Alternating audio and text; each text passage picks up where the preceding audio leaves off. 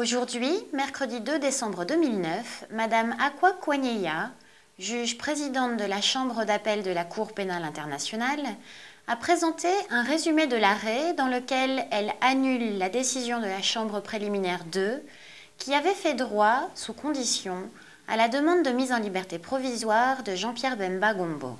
Ce matin, je vais résumer la décision de la Chambre d'appel concernant l'appel interjeté par le procureur contre la décision de la Chambre de première instance 2 du 14 août 2009 qui, entre autres, accordait la mise en liberté provisoire de M. Bemba.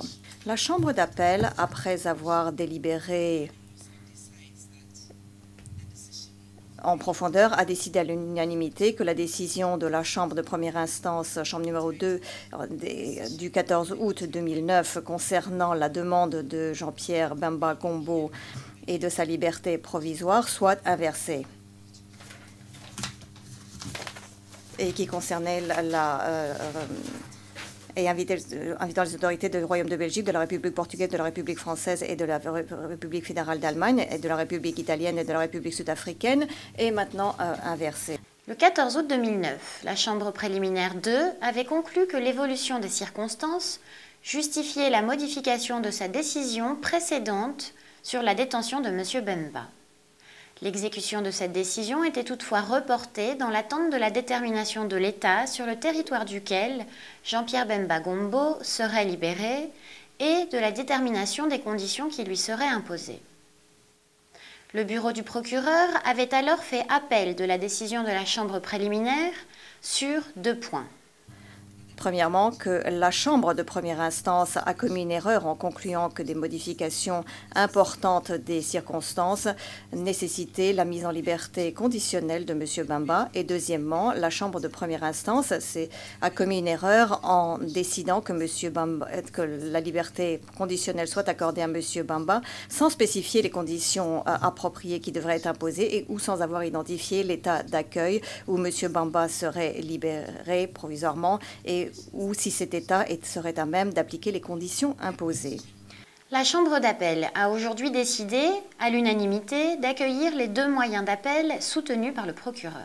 La confirmation des charges contre M. Bemba signifiait qu'il y avait des motifs suffisants pour considérer qu'il avait commis les crimes dont il était accusé. Et les crimes retenus contre lui, se reprend l'interprète, et qui faisait qu'il était donc plus probable qu'il pourrait s'enfuir. En outre, la Chambre d'appel a constaté que la longueur éventuelle de la peine de M. Bemba, à laquelle M. Bemba pourrait être soumis s'il était condamné, était une incitation pour lui à s'enfuir. La Chambre d'appel considère que la situation financière de M. Bemba est un facteur important qui joue dans sa possibilité de s'enfuir ou la possibilité d'avoir un impact sur la procédure et la sécurité des témoins.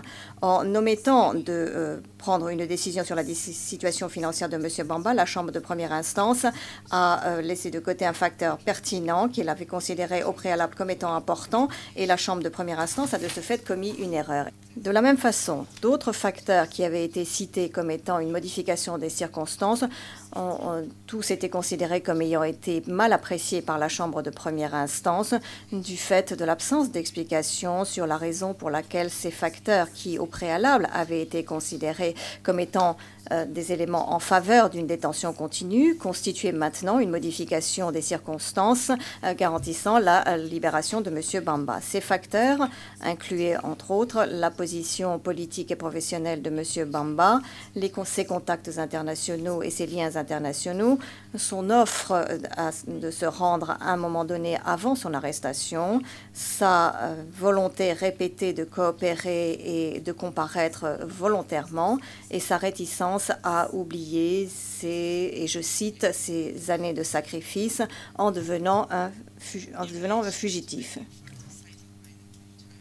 En rapport avec les nouveaux facteurs cités par la Chambre de préliminaire comme constituant des modifications des circonstances, à savoir la conduite de M. Bamba pendant sa détention et sa conduite pendant les funérailles de son père auxquelles il avait été autorisé à assister, la Chambre d'appel a constaté que la Chambre de préliminaire a commis une erreur dans son évaluation car elle n'a pas bien apprécié certains facteurs en rapport avec cette conduite. La Chambre d'appel a aujourd'hui considéré que la Chambre préliminaire 2 avait mal évalué et n'avait pas tenu compte de faits pertinents dans sa démarche pour conclure à une évolution substantielle des circonstances. La Chambre d'appel a aussi considéré que la décision accordant une mise en liberté sous condition doit être une seule et indivisible décision prise sur la base de conditions spécifiques et applicables. En outre, selon la Chambre d'appel, l'identification d'un État qui accepterait d'accueillir la personne concernée et d'appliquer les conditions éventuelles doit avoir lieu avant la délivrance de la décision. Sans la coopération de l'État, la décision sur la mise en liberté sous condition serait sans effet, a souligné la Chambre d'appel. Une décision maintenant la détention, dans l'attente du procès, est réexaminée périodiquement par la Chambre compétente, et ce, au moins tous les 120 jours, ou à tout moment à la demande du détenu ou du procureur. La Chambre de première instance 3 a fixé la date d'ouverture du procès de M. Bemba au 27 avril 2010.